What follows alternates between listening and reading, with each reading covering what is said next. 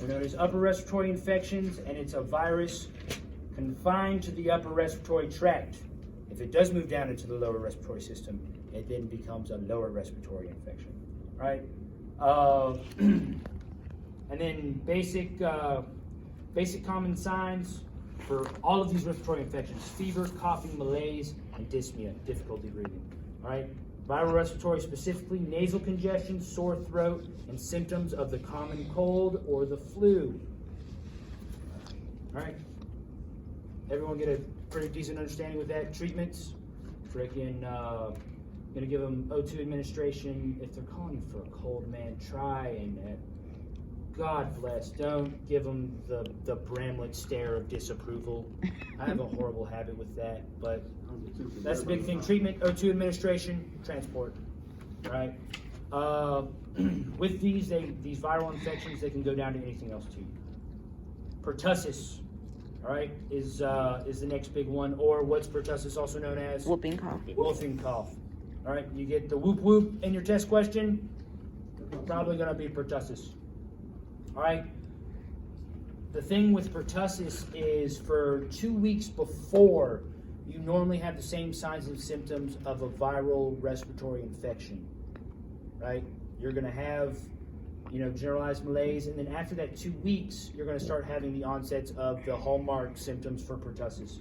It's going to be prolonged coughing fits, giant coughing fits that last 15, 24 coughs, and then I was about to say, it's on exhale for the whoop, right? Mm-hmm. Exhale, you're going to whoop, because it's just coming out, all right? Those are going to be at the end of the coughing fits. Those are pretty much your hallmarks for pertussis. Besides that, everything basically lines up with a viral respiratory infection. Another thing for pertussis, it's highly contagious, and it spreads through respiratory droplets. And they're gonna have their chief complaint is, man, I can't breathe because I'm just coughing so much. All right. Besides that, we already went over pneumonia. Last one is epiglottitis. Epiglottitis is the inflammation of the epiglottis due to an infection. Sore throat. Hallmarks are drooling, painful talking. All right, and stridor. You'll be hearing that freaking. Yeah, they're kind of like snoring on the back end because it's a lower inflammation in there. But,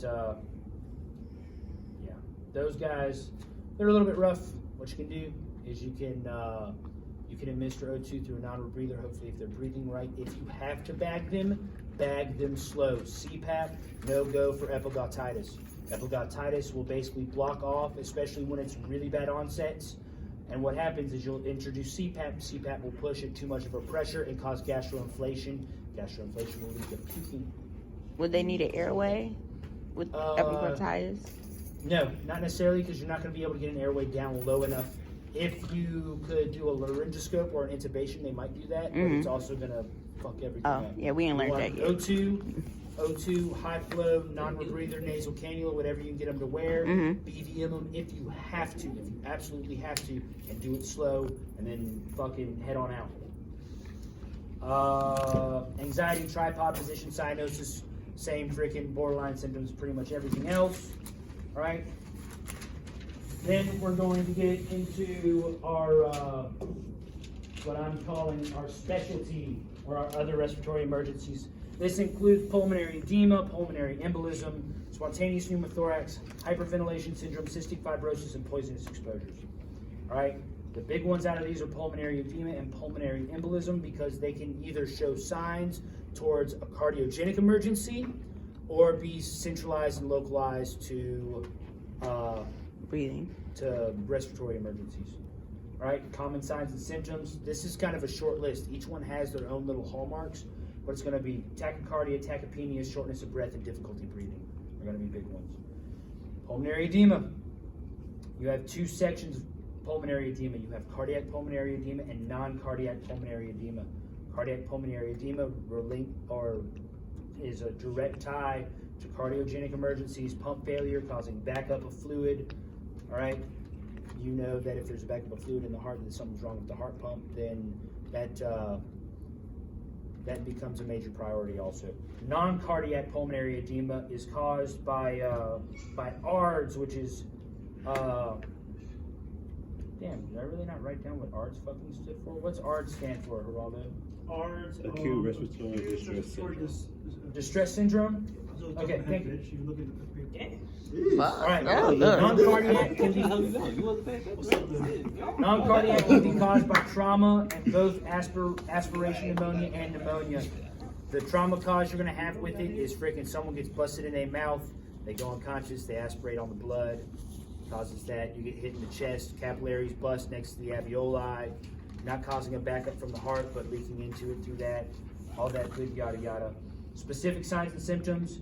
It's gonna be somewhat acute, especially in these trauma ones. It's going to be acute shortness of breath, sharp chest pain, increased breath sounds, and subcutaneous emphysema can happen with these. All right, what's subcutaneous emphysema? Air under the The skin. air sacs under the skin. Basically, Rice Krispies? Is that Rice what that Krispies is? on top of the skin. Yeah. You got no other way to get rid of freaking the fluid, so the fluid starts coming out, Mm-hmm. whichever way it can. And Wanna go? I do too, really badly, and I don't know why that is written there, because that's not right. Moving on. And no albuterol. Yes, no albuterol. No albuterol. The big thing with albuterol, with especially